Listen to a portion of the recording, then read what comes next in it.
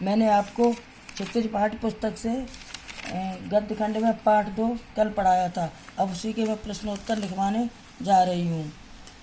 प्रश्नोत्तर नीचे लिखे गद्यांश को ध्यानपूर्वक पढ़कर पूछे गए प्रश्नों के उत्तर लिखिए। गद्यांश। दूसरे दिन हम घोड़ों पर सवार होकर ऊपर की ओर चले।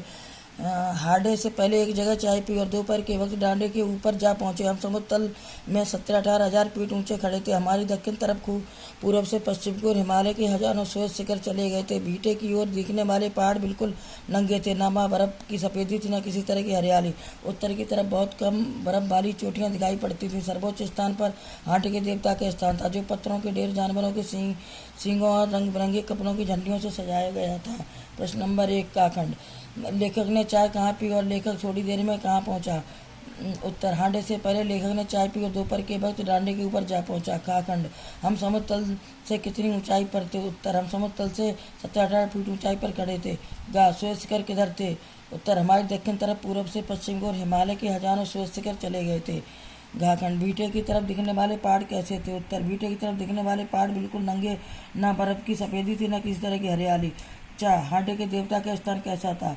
उत्तर। सर्वोच्च स्थान पर हांडे के देवता का स्थान था, जो पत्थरों के ढेर, जानवरों के सींगों और रंग बिरंगे कपड़ों की झंडियों से सजाए गए थे। थोंडला के पहले के आखिरी गांव पहुंच रहे भिखमंगे के बेस में होने के बावजूद लेखक को ठहरने का उचित स्थान मिला, जबकि दूसरी यात्रा के समय बद्ध बेस भी उन्हें उचित स्थान नहीं दिला सका। क्यों? उत्तर। लेखक का विश्वास है कि यह बहुत कुछ लोगों की उस समय की मनोवृत्ति पर निर्भर है। शाम के समय लोग स्थानीय शराब छंक पिए होते हैं, इसलिए बहुत कम लोगों के होश आवास ठिकाने होते हैं। अगला क्वेश्चन। उस समय के तिब्बत में हथियार का कानून न रहने के कारण यात्रियों को किस प्रकार का भय बना रहता था? उत्तर। हथियार का कानून न रहने से किसी के भी पास बंदूक या पिस्तौल हो सकती थी। एकांत सुने स्थानों से गुजरते हुए हत्या का भय बना रहता था। अगला। लेखक लंकोर के मार्ग में अपने साथियों से किस कारण बिछड़ गया? उत्तर। लेखक का घोड़ा धीमा चलने लगा। वह धीरे धीरे बहुत बिछड़ गया। एक जगह जहाँ 2 रास्ते फूट रहे थे, उसने गलत रास्ता चुन लिया और 2-3 किलोमीटर उसी रास्ते पर चल पड़ा, फिर वहां से लौटकर आना पड़ा। अगला। लेखक ने शिखर बिहार में सुमित को उनके यजमानों के पास जाने से रोका, परंतु दूसरी बार रोकने का प्रयास क्यों नहीं किया? उत्तर। सुमित रास्ते के आसपास के गांव में गंडे ताबीज बांटते घूमते थे और कई दिन लगा देते थे। इससे लेखक ने उन्हें केवल पढ़ाओ के गांव में गंडे बांटने यजमानों के पास न जाने के लिए कहा। पर शिखर बिहार के एक मंदिर में 103 भारी भरकम हस्तलिखित पोथियां मिल गई। उनका अवलोकन करने के लिए समय की आवश्यकता थी, इसलिए लेखक ने सुमित को नहीं रोका। अगला। अपनी यात्रा के दौरान लेखक को किन कठिनाइयों का सामना करना पड़ा? उत्तर। उसे बिगड़ स्थानों से गुजरना पड़ा, 16-17 हजार फीट ऊंचे पर्वतों को लांघना पड़ा, ऐसे स्थानों से जाना पड़ा जहां डाकू बिना बात खून कर देते। तिब्बत के विचित्र मौसम को झेलना पड़ा, जहां चेहरे पर यदि धूप पड़ रही हो तो झेलना कठिन होता और उसी समय यदि कंधे पर छाया हो तो बर्फ हो रहा था। अपना सामान प्रायः अपनी पीठ पर उठाकर भीड़ों में पैदल यात्रा करनी पड़ी। अगला। प्रस्तुत यात्रा वृत्तांत के आधार पर बताइए कि उस समय का तिब्बती समाज कैसा था? उत्तर। तिब्बती समाज आमतौर पर अच्छा था। वहाँ जात पात या छुआछूत न था, न औरतें पर्दा करती थी, अपरिचित अतिथि की भी सेवा करते थे। लोग तिब्बती शराब छक पीते थे। खुफिया विभाग या पुलिस विभाग अपर्याप्त था, क्योंकि सरकार इस पर खर्च नहीं करती थी। कुछ लोग अपराध प्रवृत्ति के भी थे, लाठी की मात बंदूक लिए घूमते थे। कट्टर बौद्ध थे। बौद्ध धर्म के नाम पर सुमित के नकली गंडों को भी आदर मिलता था। जमीनें जागीरों में बटी थी और अधिकांश पर मठों का कब्जा था। जागीरदार को मजदूर बेगार में मिल जाते थे। अगला। मैं अब पुस्तकों की भीतरता नीचे दिए विकल्पों में से कौन सा इस वाक्य का अर्थ बतलाता? क्या? लेखक पुस्तकें पढ़ने में रम गया। खा। लेखक पुस्तकों की सेल्फ के भीतर चला गया। गा। लेखक के चारों ओर पुस्तकें ही थी। गा। पुस्तक में लेखक का परिचय और चित्र छपा था। उत्तर। का खंड। लेखक पुस्तकें पढ़ने में रम गया। अगला। सुमित के यजमान और अन्य परिचित लोग लगभग हर गांव में मिले। इस आधार पर आप सुमित के व्यक्तित्व की किन विशेषताओं का चित्रण कर सकते हैं? उत्तर। फर्स्ट। अपने धार्मिक पुरोहित यजमान के संबंधों के पोष सकते और उन्हें बनाए रखने में उनका हित था। सेकंड। तीर्थ यात्रा का प्रसाद बांटने के बहाने नकली गंडों को भी बोध गया कि कपड़े का बताकर बांट रहे थे और दक्षिणा पा रहे थे। थर्ड। मिलनसार स्वभाव था, सबका ध्यान रखते थे।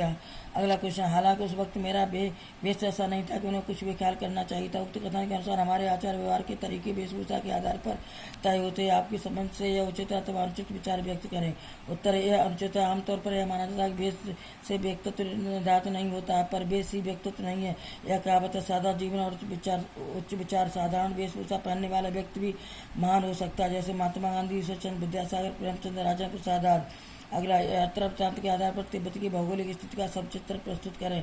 वहाँ की स्थिति आपके राज्य शहर से किस प्रकार भिन्न है? उत्तर, तिब्बत पहाड़ी और पठारी भूभाग है, यहाँ पहुँचना बहुत कठिन है। यद्यपि इसकी सीमा भारत से लगी है, पूरे भारत से यहाँ के लिए गिने चुने मार्ग ही हैं।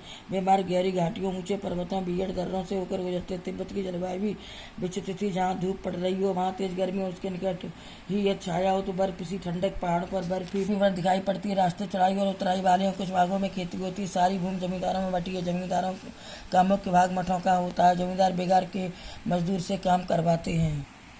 ऐसे शब्द जो किसी अंचल यानी क्षेत्र विशेष में प्रयुक्त होते हैं उन्हें आंचलिक शब्द कहा जाता है। प्रस्तुत पाठ में से आंचलिक शब्द ढूंढकर लिखिए।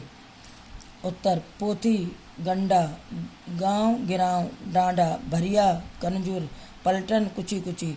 अगला, पाठ में कागज अक्षर मैदान के आगे क्रमशः मोटे अक्षर और विशाल शब्दों का प्रयोग हुआ है। इन शब्दों से उनकी विशेषता उभर कर आती है। पाठ में से कुछ ऐसे ही और शब्द छाटिए जो किसी की विशेषता बता रहे हैं। उत्तर, विशेषण बताने वाले शब्द विशेषण।